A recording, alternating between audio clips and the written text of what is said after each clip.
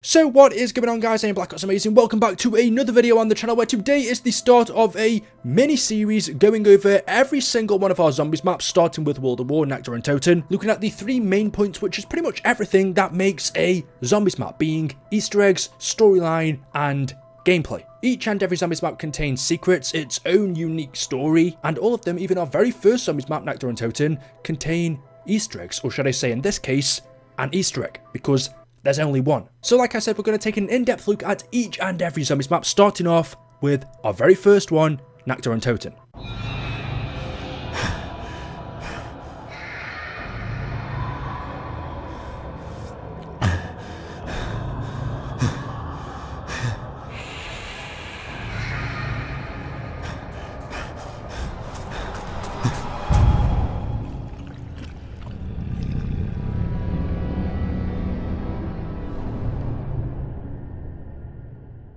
Now, because Nacht Der Untoten was Treyarch's very first attempt at zombies, as you would expect, it is the bare bones of this game mode. All of the features that you come to expect in zombies nowadays, such as perks, wonder weapons, either didn't exist or were very minuscule. Treyarch, of course, didn't know zombies. They hadn't made a zombies mode before this. They'd worked on World War II campaigns, creating multiplayer maps, and they weren't only making Call of Duty during that time, they also made, for me, one of the best games on the PlayStation 2, Spider-Man 2. So Treyarch didn't have experience creating a zombies mode, and you could tell that.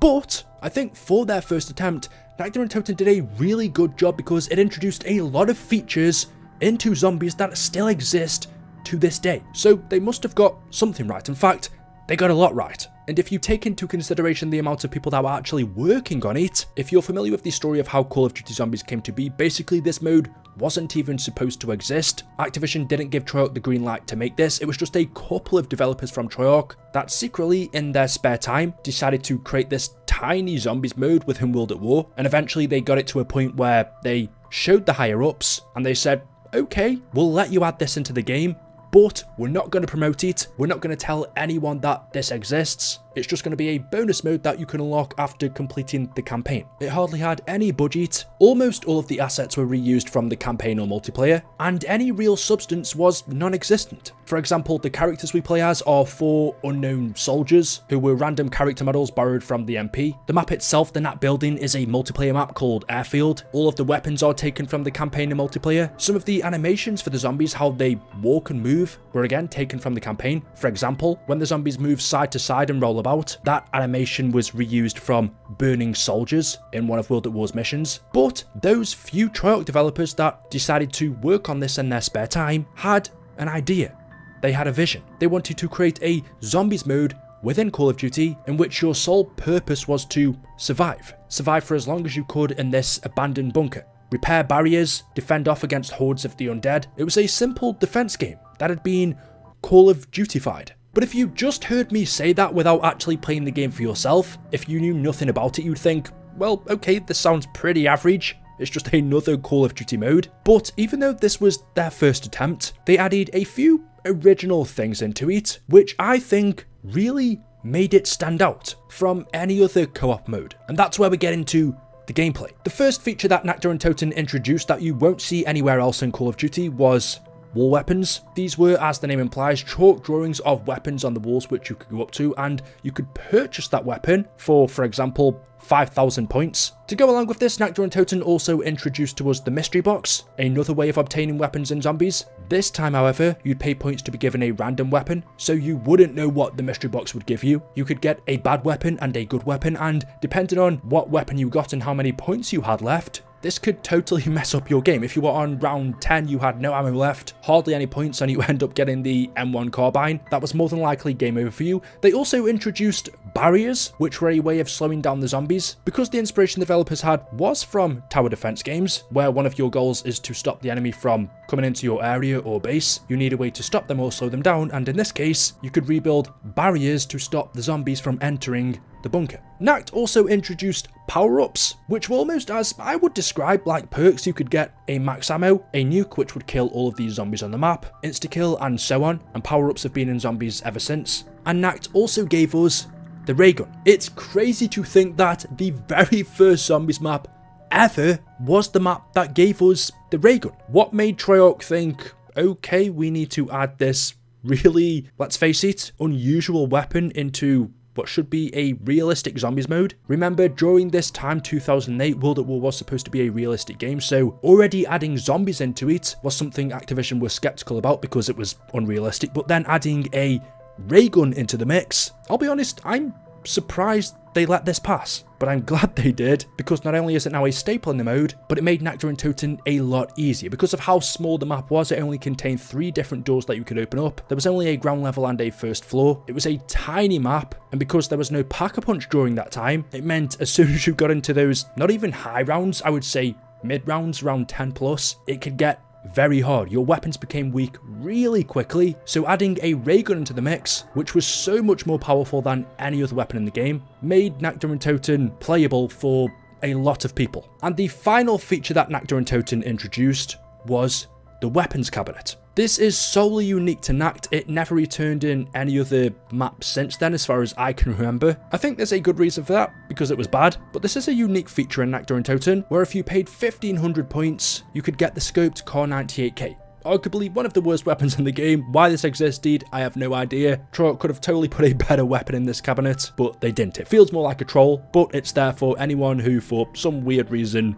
wanted it. So when I mention all of those features, Nacht having wall weapons, a mystery box, rebuildable barriers, power-ups, it sounds like it contains quite a lot, being the first map, especially when you take into consideration that it shouldn't even have existed. But when you think of all of the things that it's missing, such as no perks, no pack-a-punch, only 3 doors that you can open, no power, only 1 mystery box location since it doesn't move, you remember how simple this map is. But for me, that's kind of what makes it special, because zombies have gotten so complicated now. Playing this map again on World at War reminds you how far it's come, and it also reminds you that zombies actually doesn't need to contain a lot to be good. I still think World at War's Nacht is fun, even with a lot of key features missing, and that tells me that zombies doesn't have to be overcomplicated. You don't need massive maps. Okay, perk machines help, but just the main ones are probably enough. A pack-a-punch would have been nice, I'll be honest, but those features missing didn't take away from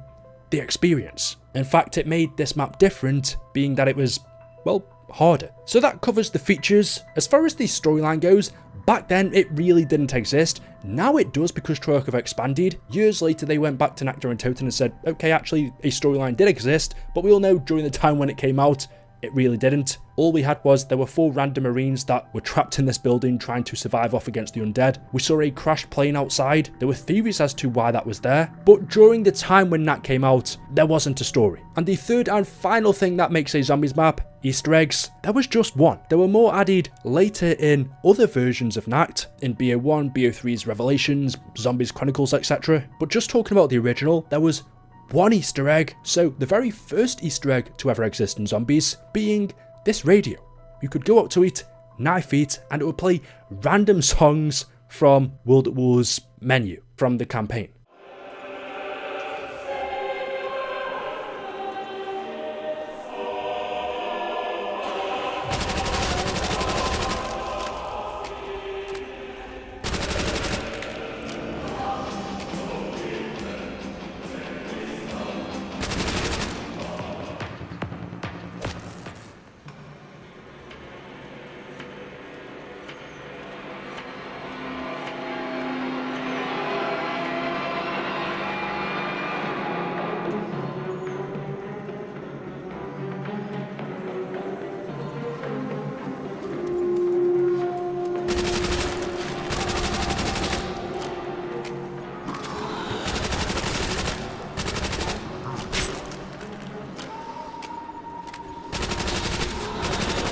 There was no main Easter egg, but perhaps this was where musical Easter eggs in zombies really started. A thing that's a staple now. We have musical Easter eggs in every single zombies map. It used to be you had to find 3 teddy bears around the map, and then later it changed to other objects. But our very first musical Easter egg was this knifeable radio that would change song every time you hit it. So there we go. That was Nacht Der Untoten, the simplest form of Call of Duty Zombies that you're ever gonna see, as is to be expected, but that's also what makes it so great and so unique. Next up, of course, is Verrucht. Let me know your thoughts in the comment section below. As always, hopefully you've enjoyed the video today. If you have, drop a like rating.